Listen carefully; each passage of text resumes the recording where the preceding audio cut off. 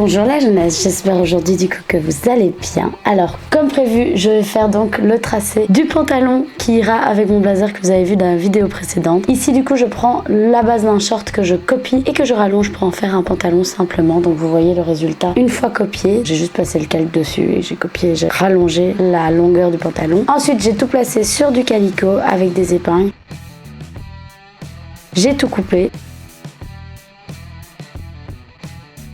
Et une fois coupé, je viens faire les tracés de chaque chose importante, c'est-à-dire les pinces avec le papier carbone, l'écran à gauche à droite, donc le contour taille, contour hanche, etc. L'écran qui me permettront de mieux coudre mon prototype. Je fais de même pour l'autre côté, je trace les pinces. J'enlève le patron et je trace les pinces dans l'autre sens. Je viens épingler mes pinces pour pouvoir les coudre.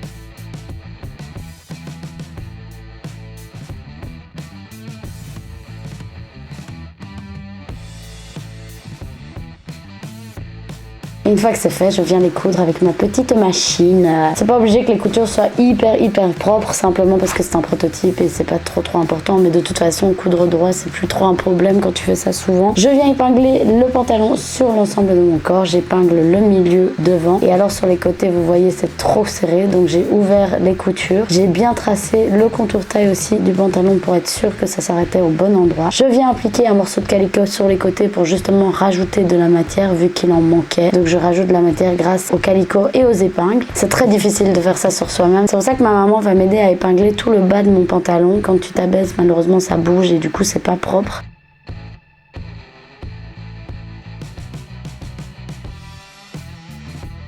Alors ma maman m'a aidé à faire les retouches parce qu'évidemment faire les retouches abaissées ça va pas parce que sinon ça fausse tout. Mais ici comme vous voyez il y a des flèches là et ça me dérange. Donc je vais voir si je vais pas essayer de faire un patron de pantalon droit et après avec ce que j'ai retiré là, je rapetisser petit à petit, mais je vais voir. Ici on est déjà sur quelque chose de plutôt pas mal. Attends, je dois faire l'ourlet.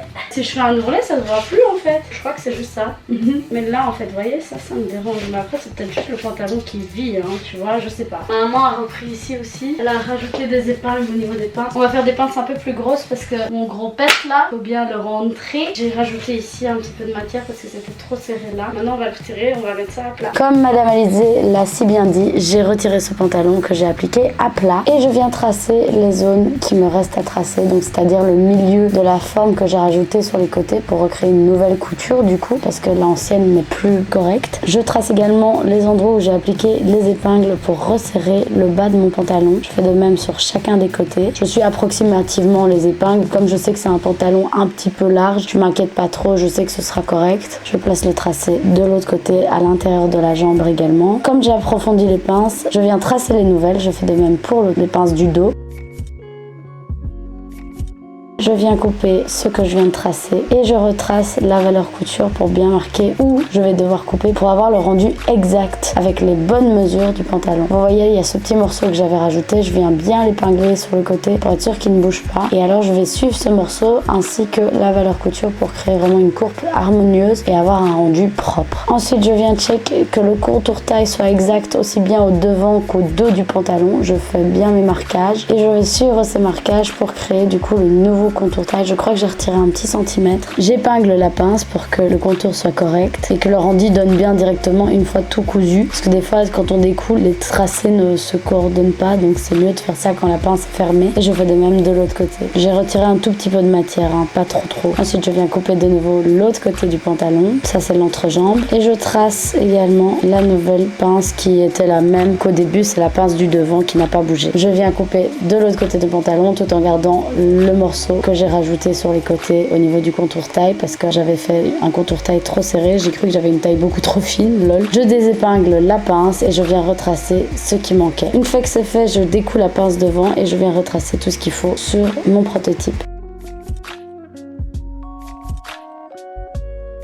Je place mon prototype sur mon patron de base et je viens tout retracer. Avec un petit porte-mine, je trace les nouveaux tracés que j'ai fait. Donc en fait, je passe au travers du calicot pour bien montrer où se trouvent les nouvelles coutures. Je trace bien tout. Je retire le prototype et ensuite je viens tracer au propre chacune des lignes. Ce que je vais faire également, c'est que je vais gommer les anciennes lignes, les rendre en petits tracés pointillés pour bien me rappeler de qu'est-ce que c'était avant, mais aussi avoir le nouveau tracé qui sera le bon tracé du coup, qui est le tracé droit sans petits pointillés. Je fais la même chose chose en bas, en haut. Je fais ça là où il y a tous les nouveaux tracés grâce au prototypage que j'ai fait et essayé et corrigé au préalable.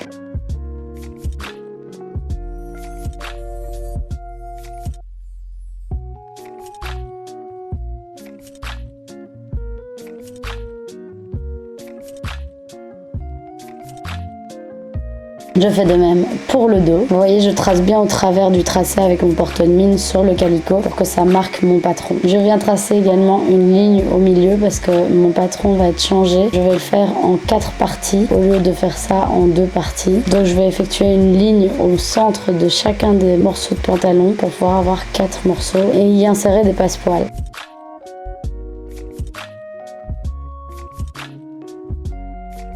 Je check le zip d'un ancien pantalon que j'ai fait pour comprendre comment je l'avais fait parce que j'avais oublié. Savoir combien de valeurs j'allais devoir ajouter au centre pour pouvoir avoir un beau zip. Je viens noter tout ce qu'il faut noter, ceinture, le cran zip, les autres crans et aussi l'ourlet. Une fois que c'est fait, j'ai rajouté toutes mes valeurs couture ainsi que la valeur en plus pour le zip.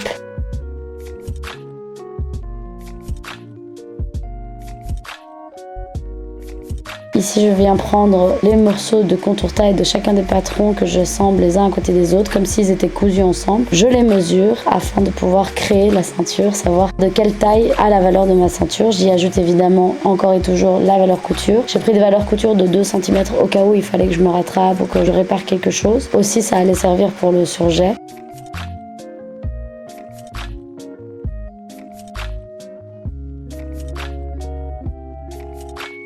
Et une fois que c'est fait, on a une ceinture qu'on pliera en 2 et qui nous fera une ceinture entière. Je marque où se trouvera la boutonnière et ensuite, je n'ai pas pu vous montrer les moments où je coupais le tissu malheureusement parce que j'ai perdu les rushs, je ne sais pas comment ça se fait. Ayant regardé plusieurs de mes vidéos, vous devez juste savoir que je place juste le patron sur le tissu, je les épingle et ensuite je les coupe simplement avec des ciseaux à couture. Une fois que c'est fait, du coup, je viens surjeter chacun des morceaux de tissu, surjet à 1 cm, comme ça il me restera que 1 cm de valeur couture, ce qui sera parfait pour pouvoir coudre l'ensemble du pantalon. Je viens thermocoller la ceinture, la plier en 2 pour avoir un résultat propre et nickel.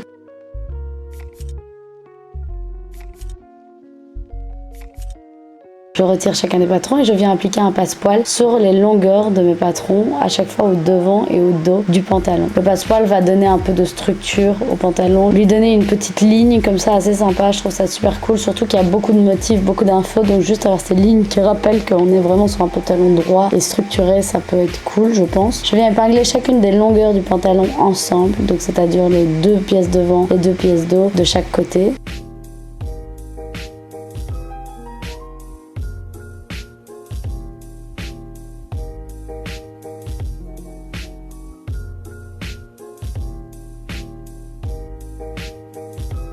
Une fois que c'est fait, je viens tout repasser au fer. Je vous montre jamais cette étape parce que je dois bouger tout le temps la caméra et c'est un peu chiant. Mais voilà, vous savez qu'à chaque fois que je fais une couture, je repasse chacune des valeurs couture. Je les ouvre. Des fois, je les ouvre pas, ça dépend dans quelles circonstances. Mais en général, j'ouvre les coutures pour que mon travail soit vraiment le plus propre possible. Une fois que c'est fait, du coup, je viens épingler et coudre l'entrejambe.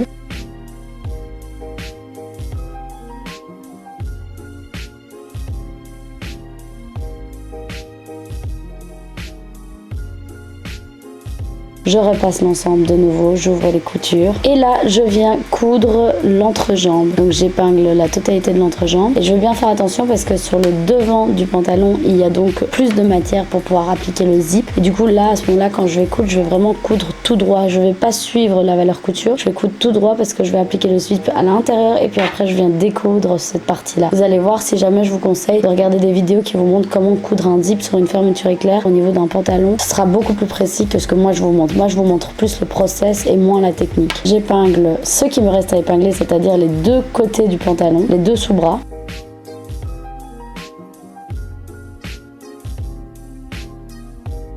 Et le pantalon est quasi cousu dans la totalité. Maintenant, on va coudre le zip sur cette fameuse partie dont je vous parle. Encore une fois, je vous conseille de regarder des vidéos, des tutoriels pour faire ça parce que c'est très technique. Et j'avoue que je suis pas hyper spécialisée là-dedans étant donné que je ne suis pas couturière de base. Je vous conseille de regarder des gens plus qualifiés pour ça. Je suis plus fan du process créatif personnellement.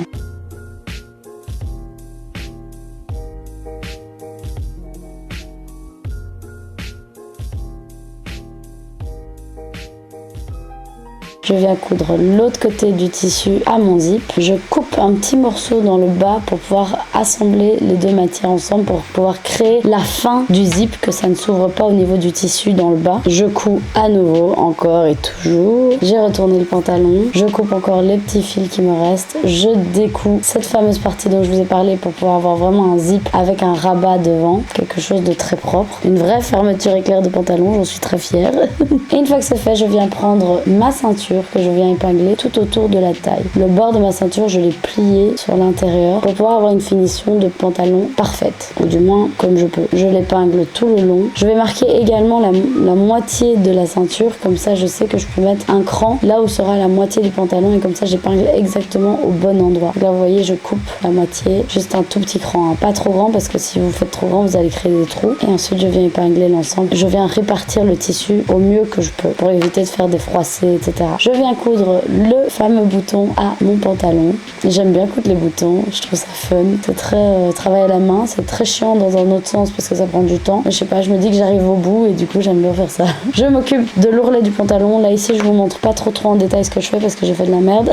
Du coup si vous voulez apprendre à faire un ourlet invisible, je vous conseille de regarder des tutoriels sur YouTube de nouveau qui vous montrent exactement comment faire. Mais voilà, moi ici j'ai fait mon ourlet comme j'ai pu. Je pense que le résultat était plutôt bien. Mais je sais que c'était pas la finition exacte d'un ourlet invisible. Je sais pas ce que j'ai foutu. D'habitude j'arrive à les faire. Mais je sais pas, là j'étais peut-être fatiguée, j'en sais rien. Dans la totalité, le pantalon était nickel. J'en suis assez fière, je suis assez contente du résultat. Il était pas trop complexe à faire et j'ai fait exprès parce que j'avais envie d'avoir un pantalon droit qui allait parfaitement à ma morphologie, que je pouvais garder pour pouvoir y faire justement des prototypes, etc. Donc voilà, c'est pour ça qu'il était pas trop complexe et je pense qu'avec autant de motifs, il n'y a pas besoin de faire quelque chose de trop complexe. Donc voilà!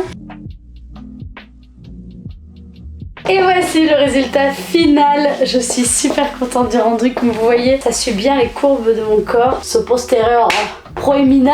Et alors l'arrière, vous voyez, c'est bien lisse, bien droit. On adore, j'aime beaucoup. J'aime beaucoup la ceinture qui serre bien au ventre. Ça suit parfaitement la forme du corps. Petite chose que j'aurais changé, ce serait les poches. J'aurais fait des poches au niveau des côtés de mon pantalon pour pouvoir y mettre mes affaires. C'est toujours pratique. Je vais vous montrer ce que ça donne dans la totalité de la silhouette parce que là, vous voyez que le haut. Et voilà, vous voyez le résultat global du pantalon. Oui, j'aurais un petit peu changé la largeur dans le bas. Je trouve qu'il est un peu trop large. Mais après, quand je m'abaisse, c'est parfait. Ça aurait été plus large, ça aurait pété. Faudrait peut-être pas que je change ça. J'aurais aimé qu'il soit plus proche du corps. Mais comme c'est un pantalon droit et enchaîné de trame, forcément, je veux pas me permettre de faire quelque chose de pas un peu plus large parce que c'est pas stretch en fait. Donc voilà. Du coup, j'aime beaucoup le rendu. Dites-moi en commentaire ce que vous pensez de ce pantalon. On va essayer l'ensemble avec la veste plus le pantalon pour que vous voyez ce que ça donne. Et si jamais ça vous intéresse de voir le shooting raccordé à cette tenue, n'hésitez pas à aller sur mon compte Instagram. Je vais certainement, surtout d'office, porter cette tenue pour la Fashion Week. C'est d'ailleurs pour ça que je l'ai fait. Je voulais quelque chose de tape à l'œil, qui se voit vite, qui se voit bien, coloré et attirant pour le regard.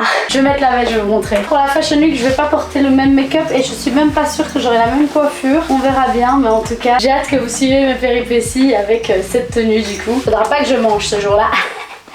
Alors vous en pensez quoi? C'est classe, non? Franchement, j'avais un peu peur de voir l'ensemble et franchement j'aime bien. Ça rigole pas, ça fait femme fatale, ça fait salut, j'arrive dans ta vie, je débarque, sois prêt. Du coup je vais me permettre de finir cette vidéo sous cet angle. J'espère que vous l'avez kiffé comme moi j'ai kiffé la faire. Ça faisait longtemps que j'avais plus fait une vidéo création, j'espère que ça vous a pas trop manqué. Je vais essayer d'en faire une assez prochainement avant que les Fashion Week arrivent. Sur ce les poulets, je vous fais d'énormes bisous. N'hésitez pas à vous abonner à mon compte Insta, YouTube et TikTok. YouTube si vous voulez voir le processus créatif, Insta si vous voulez voir les shootings et TikTok si vous voulez voir des switchings de style, vous verrez. Sur ce, la jeunesse, je vous fais d'énormes bisous et on se voit très bientôt pour une prochaine vidéo. La bise.